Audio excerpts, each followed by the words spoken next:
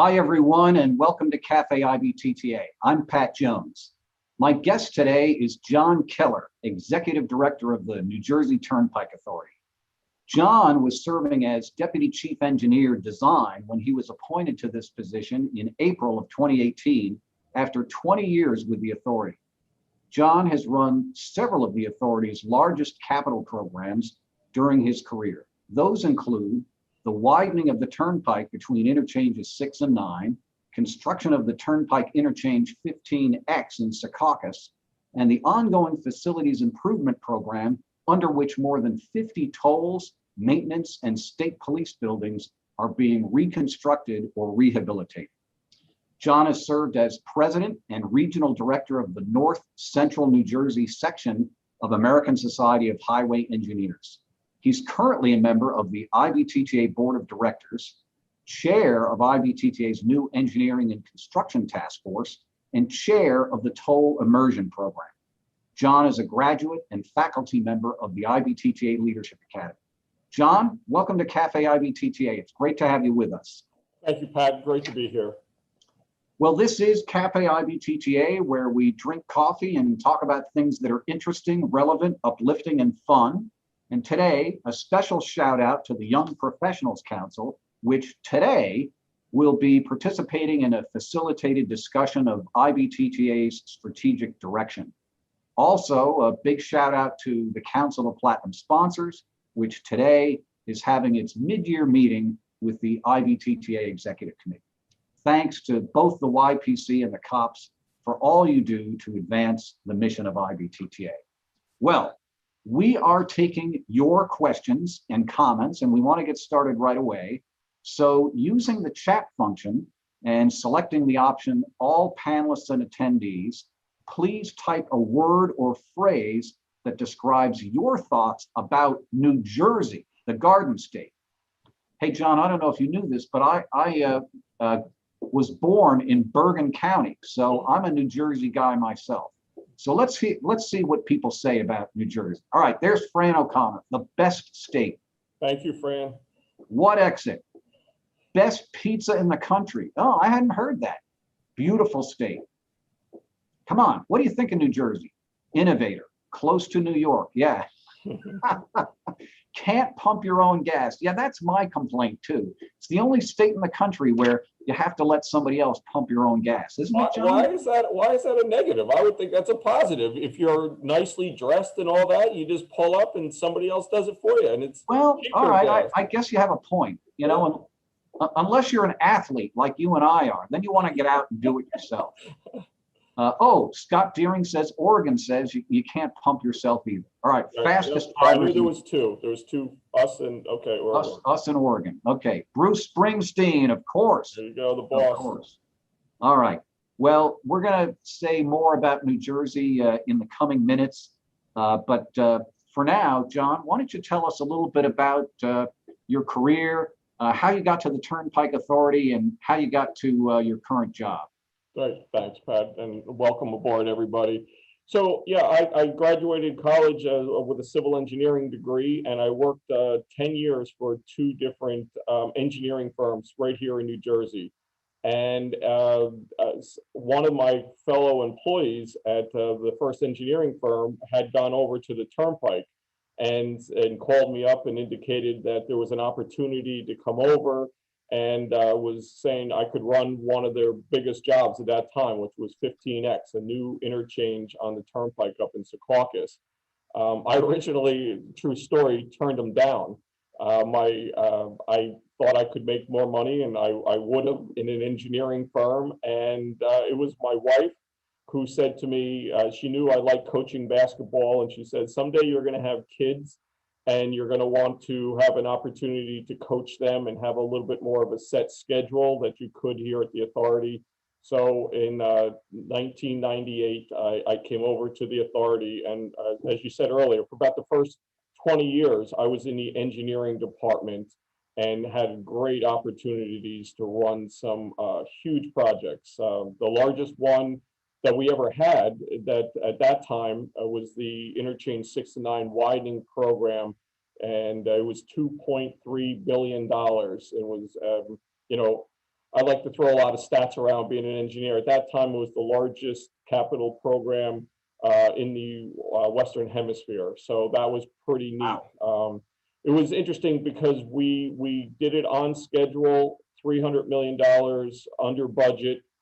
Just from some scope, that we added 170 lane miles to the turnpike. We basically added 3 lanes in each direction for 25 miles, and then we added some other lane miles. So 170 lane miles, 373 parcels of property.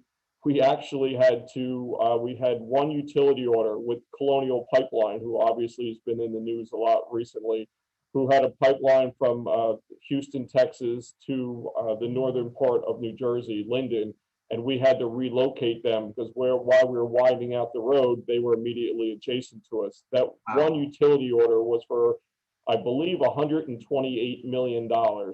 We only used, I say only, about 90 million of it. We had some contingencies built in, but that was an extremely large project, and that kind of got us going. Not very many projects are under budget and on schedule these days, so that was monumental. The interesting thing, Pat, is that kind of the ones I'm most proud of are not the engineering type of projects. Early in my career, when we did 15X up in Secaucus, there was a cemetery, a potter's field, if you will, immediately adjacent to it. And that was somebody else at the authority's responsibility to move. But as time went on, it was apparent that that wasn't getting done. So my boss at the time asked me to take that over. What do I know about moving dead bodies around? But I learned there that project management is project management, and we got some really good people. We set a course. We had to go to courts. We had to do a lot of stuff.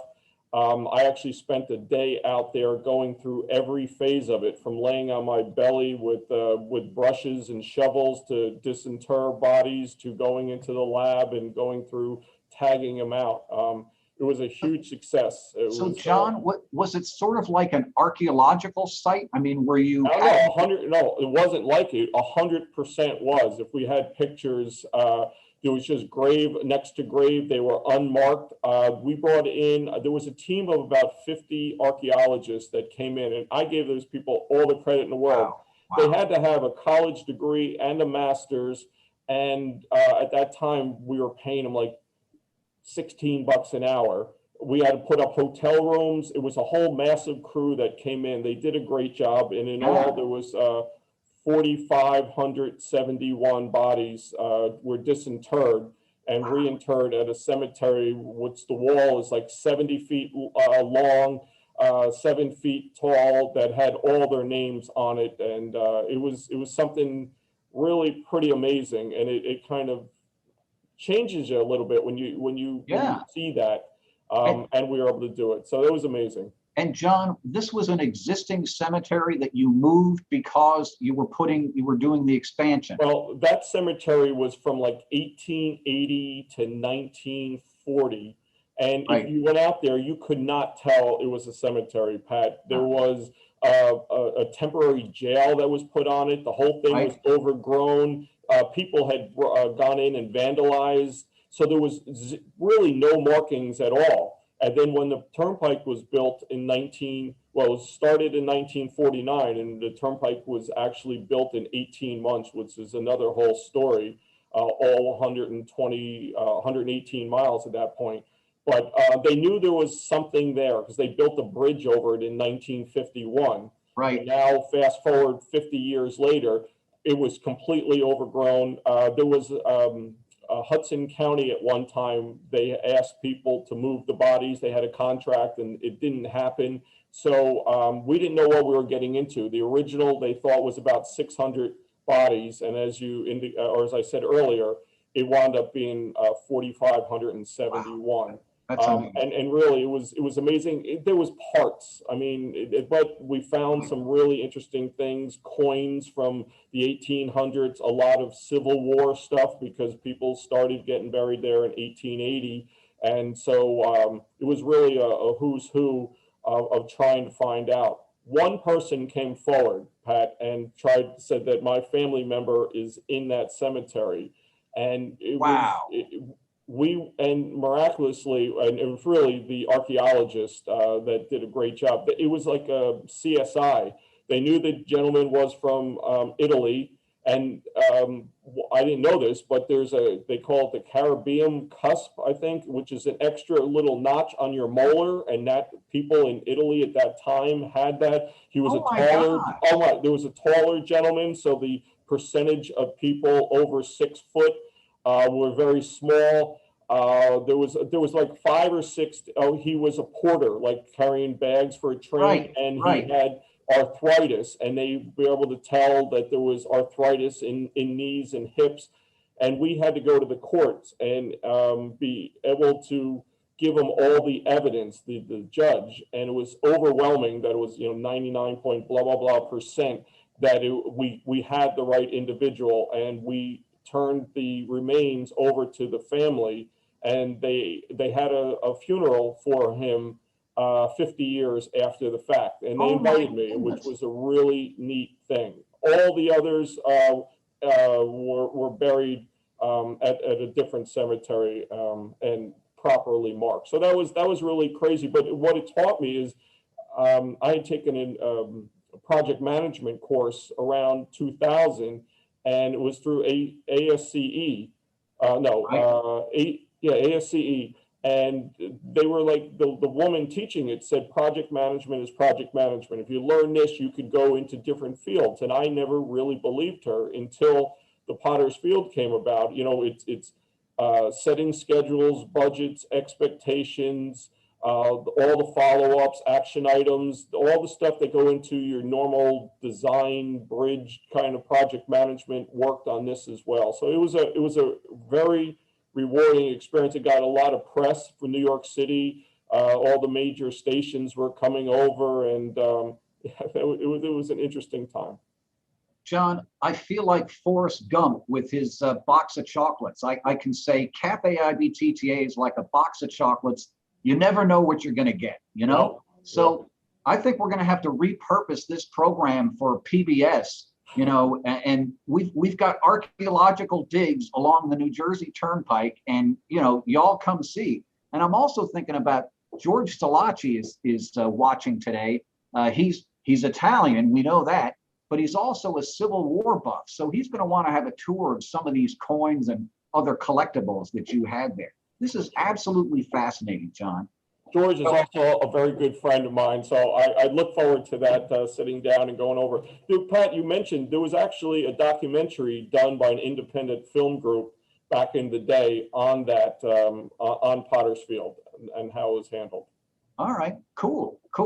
Well, again, if you just joined us, this is Café IBTTA. Our guest is John Keller, Executive Director of the New Jersey Turnpike Authority. We are taking your questions and comments, so please put them in the chat function using all panelists and attendees.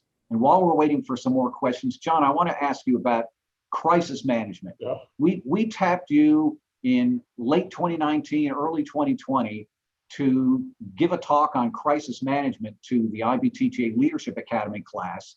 And this was the last in-person meeting that IBTTA ever held before the pandemic began. It was in February of 2020. And you talked to them about crisis management. I wonder if you could tell us a little bit about what you said to the class, and then what did you do to manage the real crisis that we got with COVID-19? And the Leadership Academy, for anybody on this call who hasn't had an opportunity, it's a great week, and it really brings everything together. I met people from around the country, not just engineers, not just executives, but from the tolling and finance, and it brought it all together. Some of those people will be friends for life, but it was great. So that was in 2019 that I attended. 2020, it was at the end of February, if my memory is correct. And I came in talking the difference between risk management and crisis management, and we went through a couple things at that time. And I laid out to the group all these crazy things that have happened. And the question was, did it really happen on the turnpike? A bus flips over with 50 kids in it. a gas line is punctured and, they shut down the road, flooding, and all these things, unfortunately, over the years had happened to the New Jersey Turnpike, and how would you go about addressing those? But at that time, at the end of February last year, COVID was something that was a little bit out in Seattle, and people were talking about it, but not really sure. So we had a great discussion on how you would handle it if it became, a pandemic, which obviously it did.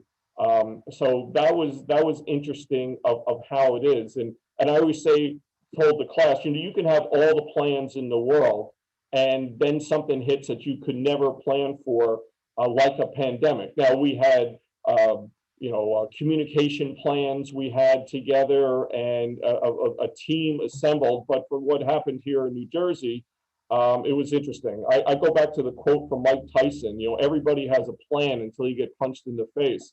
And that's really what COVID was. And Pat, I apologize for this, but I'm going to give another plug to IBTTA because what happens when there's a crisis, some people run from it and other people run towards it. IBTTA really stepped up in the fact that in the beginning, you held a lot of seminars or webinars where you brought in people from around the country, all the different executive directors and different agencies. And it was comforting, if that's the right word, to know that other agencies were going through the same things that we were. Traffic down 50%, people working from home, going cashless overnight kind of deal. And I really give IBTTA a lot of credit for that. And then there was, of course, lessons learned. And this is what we're doing. What are you doing? It worked here and didn't. So the camaraderie, not just from Leadership Academy, but was displayed throughout IBTTA at that point was really great personally, and then also helped our agency out to navigate through some very, very difficult times. Happy to say, we're really bouncing back nicely. New Jersey gets a lot of, what exit and all that, but we're the most densely populated state in the nation. And we're also blessed by the location to Port Newark, New York, New Jersey. It's the largest seaport on the East Coast. I believe it's the second largest in America to LA, I guess, is the most. But 7 million containers come in a year. And I was told that 83% of them ultimately come onto the turnpike. So it's over 5 million containers coming in, which helped us out tremendously because those trucks were great. Yeah, the trucks. And our truck class 5, your normal tractor trailers, were actually up, and they're still up a modest percent, but that helped us out tremendously. We also worked with the trucking industry to make sure that our service areas were open and they could go through, hand sanitizers, that bathrooms stayed open for them. And that was a big push for us and really helped us to the greatest extent economically. So we're bouncing back nicely now with the summer of the Parkway. For those on the call who aren't aware, the Turnpike Authority oversees the New Jersey Turnpike and the Garden State Parkway. The Garden State Parkway runs right up the coast of New Jersey. If you haven't been here, please, our beaches are wonderful. But we're seeing now on the weekends, hey, you got it. Traffic is traffic, Pat. John Keller, Convention and Visitors Bureau for New Jersey. Okay, you got a future career there. George Zalachi, you can have a free lunch with George Zalachi or Fran O'Connor. But we're seeing now on the weekends, Pat, that our weekend traffic is actually up compared to 2019. You don't compare anything to 2020 because the numbers were crazy. Right. So we're getting back to where we want to be. So that was great.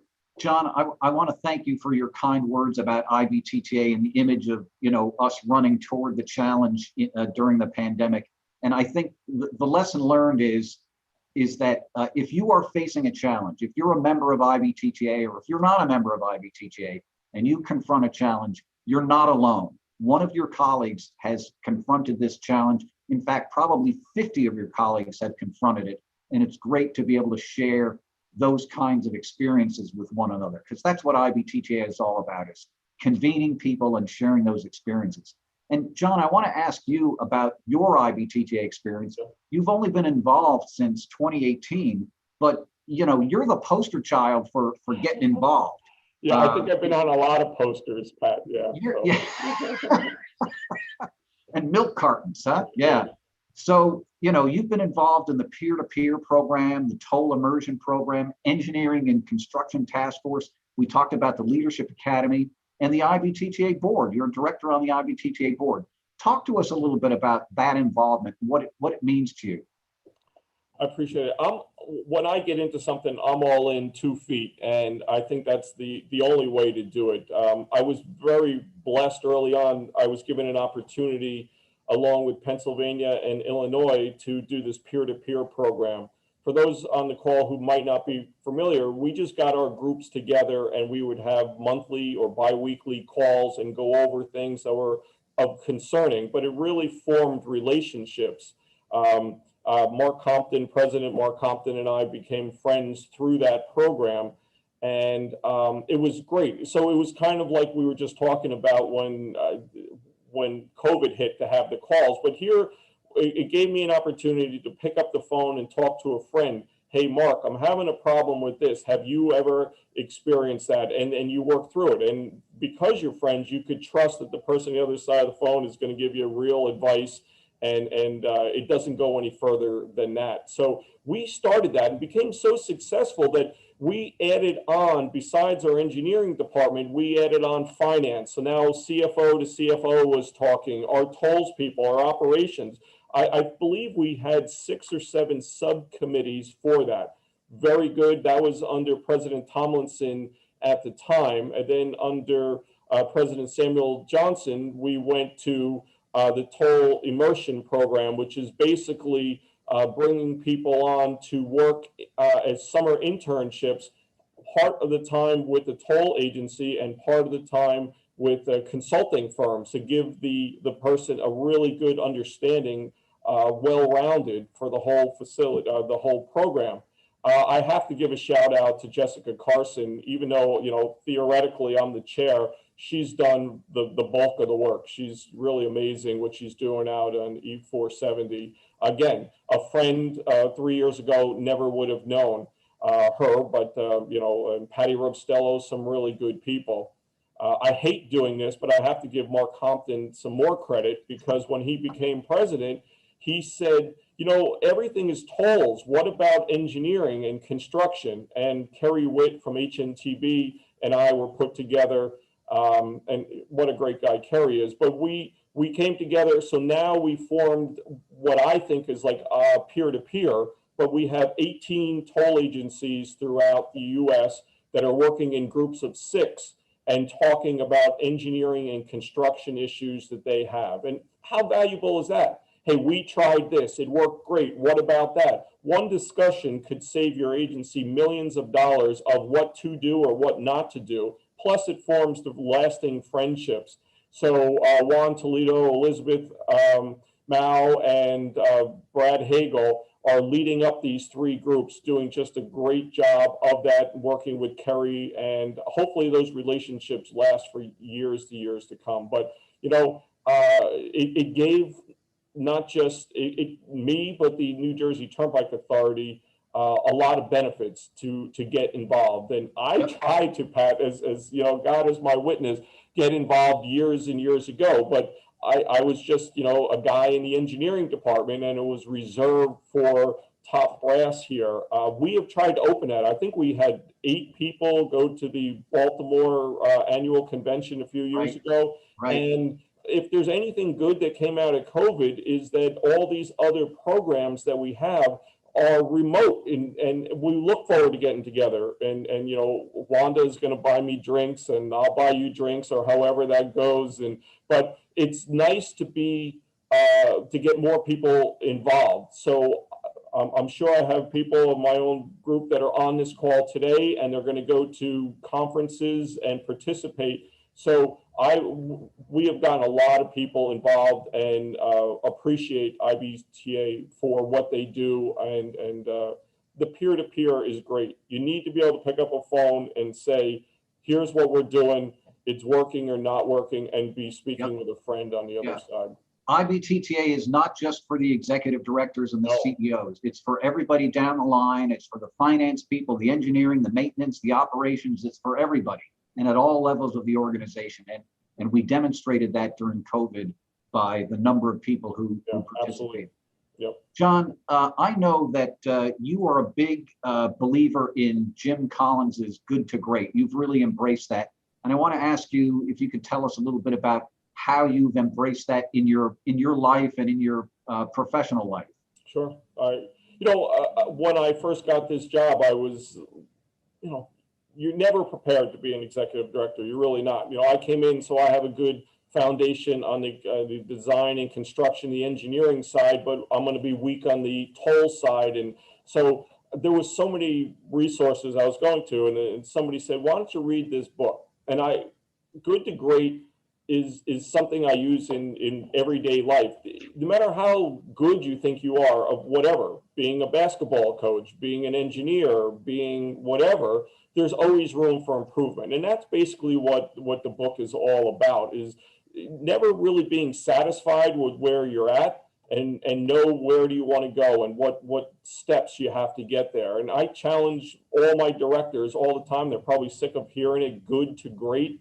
And we also have another program called Going the Extra Mile, which we do a lot of charitable work on that. And, when we all leave our jobs someday, it's great to, talk about this widening and that project, but it really comes down to, did you make this world a better place for the next generation? So that's something that we have embraced here as well, is the going the extra mile, giving back, charity work, food drives, backpack programs, that type of thing. So yeah, the good to great, there's always room for improvement, no matter where you're at in your career. There's something better that you could be doing. John, you have a high pressure job and you do things outside of work that help you, sort of be more resilient. You're a triathlete, you're a marathoner, you've jumped from heights that, people don't want to talk about. Very briefly, tell us about, your outside of work activities and what that does for you. Well, I wouldn't call myself a marathoner. I ran one.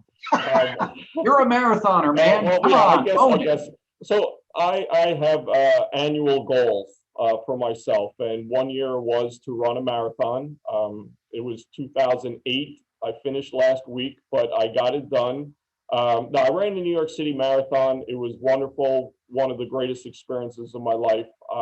I like getting outside of my comfort zone, so I've skydived several occasions, polar plunged. I did a sprint triathlon. One of the greatest things, I had an opportunity to fly in a fighter plane over Universal Studios one year, and that was phenomenal. Yeah, it was scary, it was exhilarating, but I like getting out of the comfort zone and doing things like that. So I don't know if it's crazy. I think the year after I ran the marathon, my goal was to eat a pizza in one setting. So I set the goals. They're not always the hardest thing. I did get my PMP. That was another one, to get my professional management. So yeah, some of the goals, my annual goals are not that high lofted, I'll say. It doesn't really matter what they are as long as you have them, right?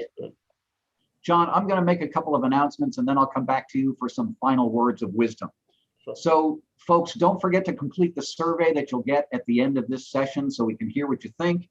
And Café IBTTA is taking a holiday for the next 2 weeks, but we will be back on July 14th with a very special guest that we will reveal very soon. Tomorrow, June 24th, the Young Professionals Council presents Leveraging Relationships to Help Build Your Career. Other events coming up. This is definite. This is inside information for IBTTA members, the 135 people that are on with us right now. We are going to Anaheim for the annual meeting, October 10 through 12. So mark your calendars. We are going. And the Maintenance, Engineering, and Roadway Operations Workshop will take place in Louisville, November 4 through 6. And once again, don't forget to complete the survey at the end of today's program. Well, John, it was so great having you on the program. what final words of wisdom do you have before we sign off today? I don't know, but I'll try. I want to go with two, Pat. I really think you need to challenge yourself daily, and that's part of the good to great. You always have to get a little bit better. So what challenges, each morning when you get up, what are you going to challenge yourself? And the other one I'll just say is from Ferris Bueller's Day Off. Life moves pretty fast. If you don't stop and look around once in a while, you could miss it. Smile, enjoy life, and appreciate everything that we are blessed to have. So thank you, Pat. I really appreciate the opportunity to speak with you and spend some time with you today. John, great advice. Thank you so much for being on the show today. It was a pleasure. And to all the IBTTA members, be safe, keep in touch, and we'll see you down the road. Thanks, John.